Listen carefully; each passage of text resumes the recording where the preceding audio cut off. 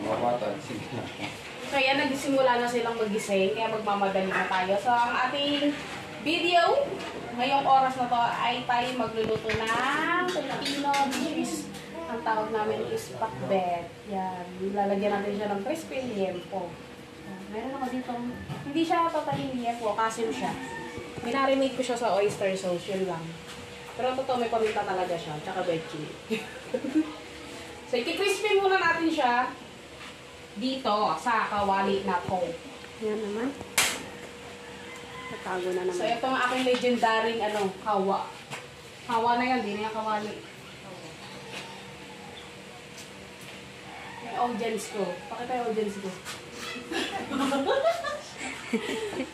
So, maglalagay tayo ng mantika, mga kalahating kawali.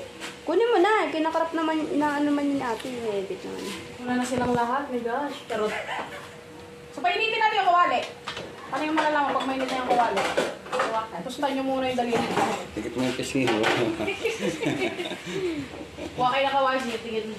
Mainit na. Tayo natin kumulo. Sarap kong isda. Itutustan natin to ng bonggang-bongga yung hindi na nila makakagat. Sasaw-saw naman sa suka. Malalayo tayo guys kasi tumatalsing to.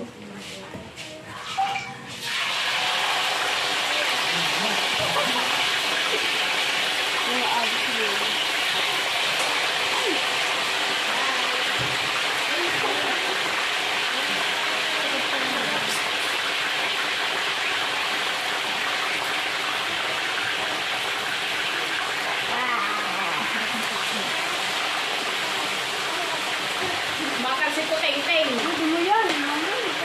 Takap ka naman yun. Nakakbo naman ko. Takbo na eh. Hindi nalakad yung natutunan. Hoy! Yarn! Yarn! Dito, huwag ka dyan. So, ipa-fried muna natin siya ng bonggang-bongga bago natin igisa ang ating pakbet. Pwede mo rin.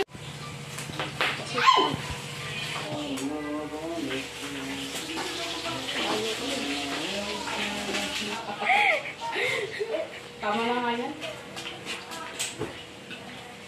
So, pinatay ko lang. Hindi na siya masyadong tutustahin kasi nga ang mga tao dito sa amin mabilis sumakit ang mga Mas ka dyan.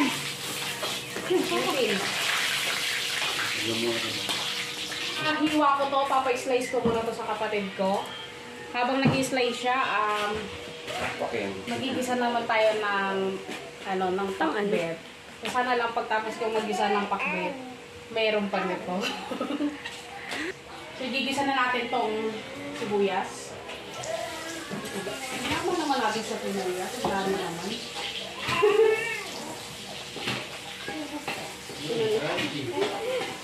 Batang makulit! Then, itong bawang. Palang tayo niyan. Hindi ko ba sa paghiwa. Yan. Siyempre, gagamit tayo ng bagoong. Ito ako magluto ng pakbet, guys. Char-char lang to. Bagoong. So, hindi na tayo mag-a-add dito ng asin kasi nga maalat na yung... Kaya lang muna natin matusta yung bagoong. So, dati na ang ating kalabasa.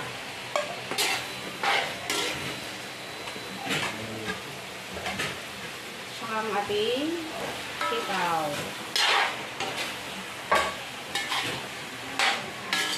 Parang napadami yata yung ano ko.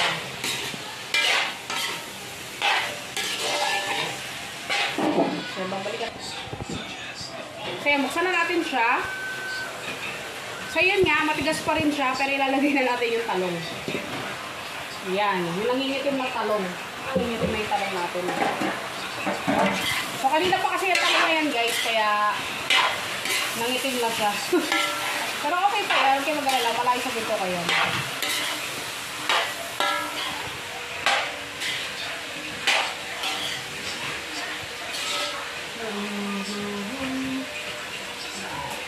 Nalagyan natin siya ng paminta.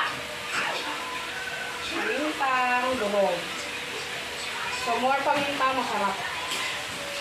Isang buong more.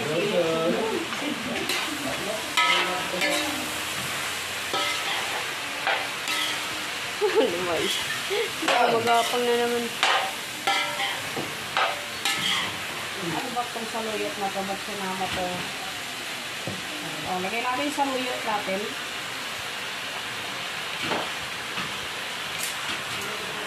Ay po! Wala akong ano dyan? Ang palaya? Meron. Asan niya pala ang palaya? Wala kang palaya? Wala kang palaya doon? Ha? Kasi nakalimutan yung ampalaya. Hindi siguro nalagay ng manong gusto nagtitinda ng gulay. Kaya yan, nawala yung ampalaya. Perfect yan. Yung pinaka-importante kaya na nawala. Kapakpan natin siya. Guys, magtutubig yan kahit hindi nyo lagyan ng tubig yan. So yan, ilalagay na natin sa ibabaw ang ating liempo. Hindi siya naman totaling crispy. Yung iba nag-crispy, yung iba hindi. Kasi nga nakakatamad mag-prito. So yan, sobrang init. Makikita nyo ba? Grabe yung init ko. Sobrang init. Kita pawis ko? Ha? Ganyan kainit dito sa Pinas. So ilagay na natin ang ating... Palaya. So ayoko talaga siyang i-toppings. Alam nyo ba kung bakit ayoko talaga siyang i-toppings? Ang gagawin ko, ihahaluin ko talaga siya. Bakit ang muli? Kaya ang gagawin ko, haluin ko talaga siya. Kasi pag tinappings mo to at nilagay mo to sa lemesa, unang mawawala yung liempo.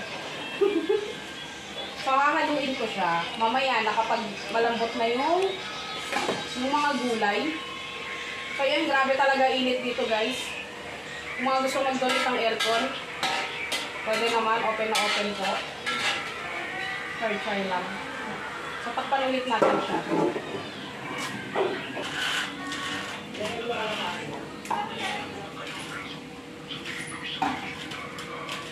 So buksan na natin ulit siya. So yan. Haluin natin siya kasi nga malambot na siya. Sabi ko sa inyo, magtutubig yan kahit hindi tayo maglagay ng tubig. Try lang yun, naglagay talaga ako ng konting-konti lang.